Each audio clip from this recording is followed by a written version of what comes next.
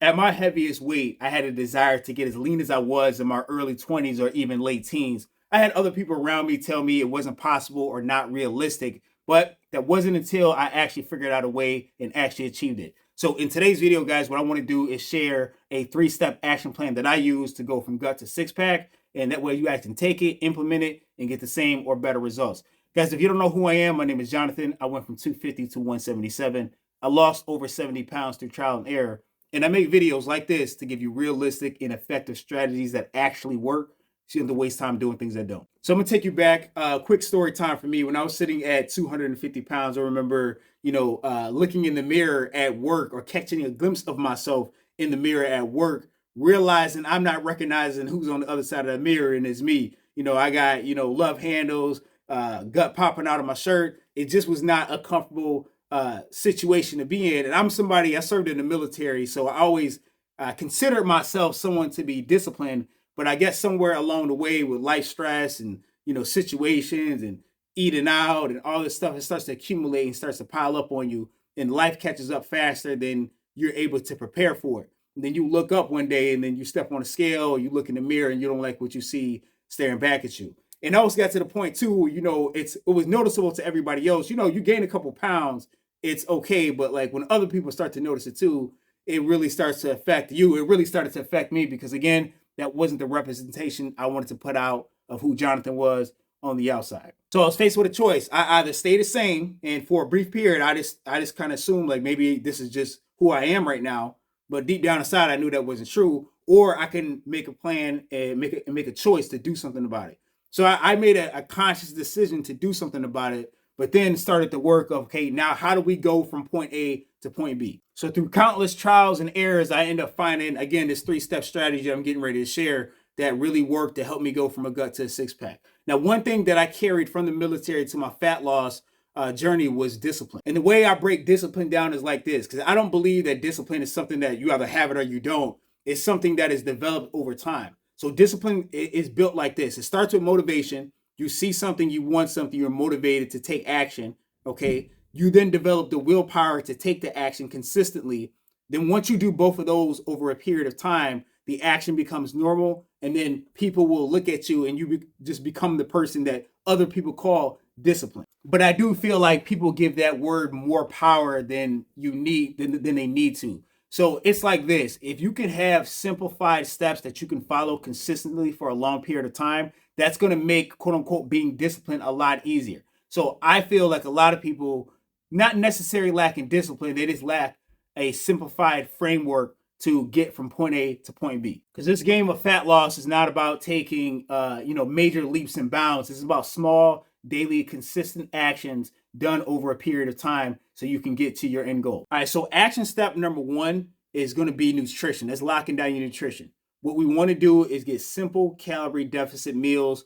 And notice I'm not talking about starving ourselves. I'm saying simple calorie deficit meals that are high enough in protein around foods we actually like to eat. And that's actually going to put us in the calorie deficit range to burn at least 2 pounds to 1.5 pounds per week in body fat. Now, I was able to get those numbers using an app called MyFitnessPal. That's where I enter all my food in, and it pretty much you plug in all your food you eat for the day, and you hit a complete diary button at the bottom, and it tells you if every day was like today, you would weigh X amount of pounds in 5 weeks. So once I learned how to use that app and I learned how to enter my food, like light bulb clicked on, and pretty much if I could eat like this every single day, then I'll be good to go and I could lose this 2 pounds to 1.5 pounds per week. And I could have saved myself a lot of trial and error in the beginning just by jumping strictly to this step of tracking my food in MyFitnessPal, because me tracking my food kind of taught me what fits into a calorie deficit.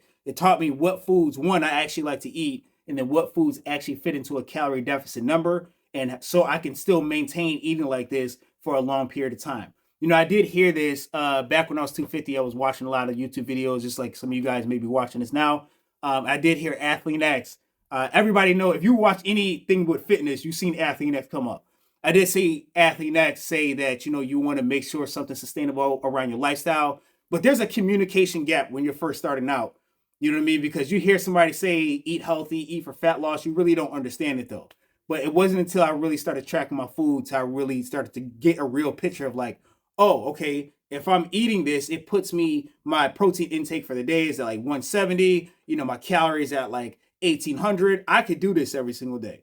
And once that hit, once I understood that, light bulb clicked on and it was easy to follow a plan. So just to give you guys an example of what that looked like, for me, I'm a big burger person. If you watch any of my other videos, I've shared this story plenty of times before. But instead of going to the restaurant, eating a hamburger, I could make one at the house, 93.7 lean ground beef with a low calorie bun. It significantly reduced the calorie number for the burger, and I was still able to enjoy the burger, one, be in a calorie deficit, and get more protein than I would at a restaurant. So it was like a triple win right there. You know what I mean? So I found a way to eat something that I normally like to eat in a way that hits my protein goals and it's in line with my calorie deficit numbers. And I would tell you guys, don't overcomplicate nutrition. That's one thing I did not do. I did not overcomplicate nutrition. I'm not a person that does a lot of complex recipes. I know you go on Instagram and YouTube Shorts and these people making these protein pancakes and protein pasta with all. I'm not doing all that. I'm realistic with myself. I know me. I'm not doing that. So I need basic, simple recipes that can put me in a calorie deficit and help me get to where I need to get to. So the way I structure that is, again, I get a protein source in one side. Again, it's in this meal structure template, prioritizing protein template. But that's what I do. A protein source in one side. It's easy to track and it's easy to manage. And quick side note, if you guys are looking for meal plans that fit within a calorie deficit, you kind of just don't know, you kind of just want a guide on what to eat. Guys, ebooks available from Gut to Six Pack, Realistic Guide for a Six Pack Physique. Links are going to be down below. So action step number 2, just keeping this one simple, is that if you want to get a lean athletic physique, you want to prioritize lifting weights and weight training. Now, I'm not going to spend a lot of time on this because my other videos, I talk a lot about, the split and the workout routine. But just to keep this simple, you want to prioritize full body compound lifts. Reason being is that you're working more than one muscle group. It's more bang for your buck. So if you have a shorter amount of time to work out, you can get more accomplished doing a full body compound movement as opposed to doing isolation exercises. And overall, they're just better for you. You're going to build muscle, you're going to burn more calories, and a torch belly fat. So you guys can get a lean athletic physique because, for example, if you're doing a barbell row, I'm working my back and my biceps at the same exact time. If I'm doing a bench press, I'm working my chest, shoulders, and triceps all at the same time. So you'll be able to pack on muscle a lot better in all areas of your body. Now, it's going to be super important for you to prioritize this weight training because your fat loss goals will get accomplished a lot faster the more muscle mass that you have. So it's important not to neglect this portion because a lot of guys, what they tend to do is want to focus on the nutrition part because they get so locked into the nutrition and then maybe the cardio, and I'm going to get to cardio in a second, that they neglect this portion. And what's going to happen is you guys are going to shrink, but that's what's going to happen. You're just going to shrink and you're not going to really have that real transformation that you're looking for. If we want that real transformation to when we walk in the room, we look like we work out, we have to prioritize the weight training as well too, on top of being in the calorie deficit. We do both. Again, the calorie deficit is going to get the body fat off of us, and his weight training is the chisel that's going to sculpt the body so we're going to look the way we want to look. Now, action step number 3, I did mention cardio before. Action step number 3 is prioritizing cardio as well. Now, when it comes down to cardio, as somebody who served in the military, when I was 250, I was doing a lot of interval sprints because I thought that was the way to, burn body fat. But I learned through trial and error that I got better results just walking on a treadmill than I did ever sprinting. Reason being for me is that walking on a treadmill was a lot easier on my body. I didn't hate it. One, that was the main thing. I didn't hate it. And it was something I could do every day without being exhausted. My preferred method is always going to be like 10 incline, 3.1 miles an hour. And my whole thing when I was, getting the body fat off is that if we can do that between, 30 to 45 minutes, we're burning anywhere from 300 to 450 calories every time we do that. And again, since it wasn't exhausting on my body, I just figured like, hey, this is something I could do every single day. And walking is something that you can do every single day. So you start to see the whole picture here, right? You start to break down this whole 3-step action plan is that, step number 1, we're going to be in a calorie deficit because we have simple meal plans and simple guides to follow to put us in a calorie deficit and to have sufficient amount of protein, right? Action step number 2, we're prioritizing lifting weights. We're just doing full body compound movements, whether they be with a barbell, a machine, or with a dumbbell. All right, action plan number 3, on top of that, we're going to be walking as well too. And I would suggest that walking daily is going to be the best thing to do. If you feel like it's a lot, I surely do. Walking is not exhausting on the body. It's something that's not a lot, right? You couple all this together, we put this all in conjunction, it's going to give us the result that we're looking for.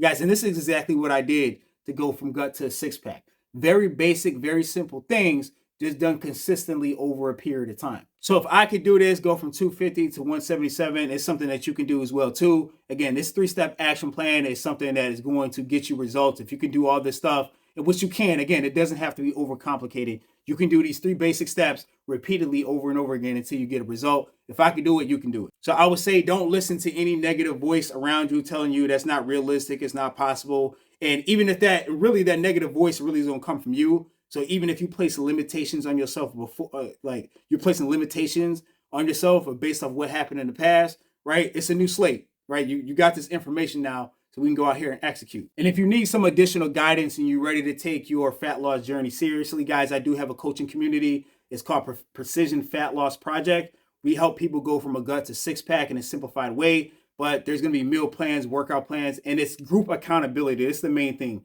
Guys, we do a coaching call every Saturday. At the time of this recording, today is Saturday, we did the coaching call at 11 a.m., and it was a powerful coaching call, man. We were able to hold each other accountable, look through our MyFitnessPal, find deficiencies where we were at for the week, and make a game plan for next week. But guys, the people that are in this coaching community are going to see dramatic results. I understand I can make videos like this all day. I can give you meal plans and stuff like this all day, but I can't hold you accountable, right? I can't make you do it, right? And that's the thing. You can get all the information in the world. There's some people that they take in all the information in the world, but it's what you do with it that matters. So guys, if you find value, you want to be with a community of like-minded people who are approaching the same goal as you, the link's going to be down below. Other than that, stay tuned for the more content, and thanks for watching the video.